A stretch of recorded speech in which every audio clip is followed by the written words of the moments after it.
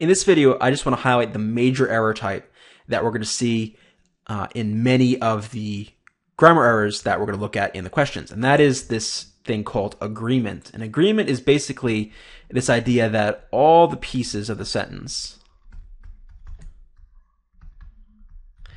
need to cohere or agree. So what are some examples of this? Well, some examples would be subject-verb agreement. So if I have a subject that's singular, the verb that goes with that subject must also be singular. They must agree.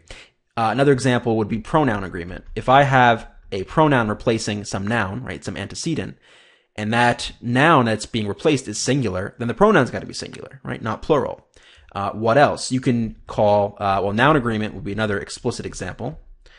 If you've got a noun standing in or interacting with another noun in some way, they've got to be in the same number. What else? Well, another quasi form of agreement would be tense, right? All the tenses in the sentence need to agree with each other in a logical way and in just a practical way, right? If the sentence is a past tense, all the verbs got to be past tense. If some verbs are past tense and others are present tense, that's not necessarily wrong. It just needs to make sense that that would be the case. So tense could be another example of agreement. What else do we have here? Adjective, adverb.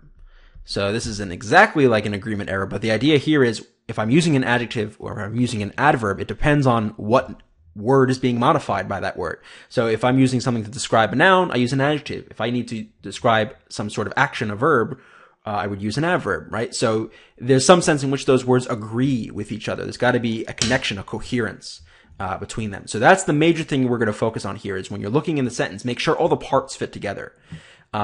One thing which I guess you really can't call agreement, so to speak, but in some sense it's kind of agreement. The other major error category we're going to see is sentence structure. So how the sentence fits together as a whole. And I guess in some sense it's an agreement error, right? Because all the pieces have got to fit together properly. But just more broadly, this is about things like, putting together two complete sentences, subordination, modification, comma splices, fragments, all these kinds of big issues. That's the other major thing. Now, in fact, you're going to see a breakdown here. Your agreement errors are more often going to be your error IDs, whereas the sentence structure errors are more often going to be improving sentence kind of questions. Now, again, there's some overlap here, and we're going to see examples where, you have sentence structure issues and error IDs and agreement issues in improving sentences, but that's just the general schema or framework that I've come up with. All right, let's move on into the first core strategy video.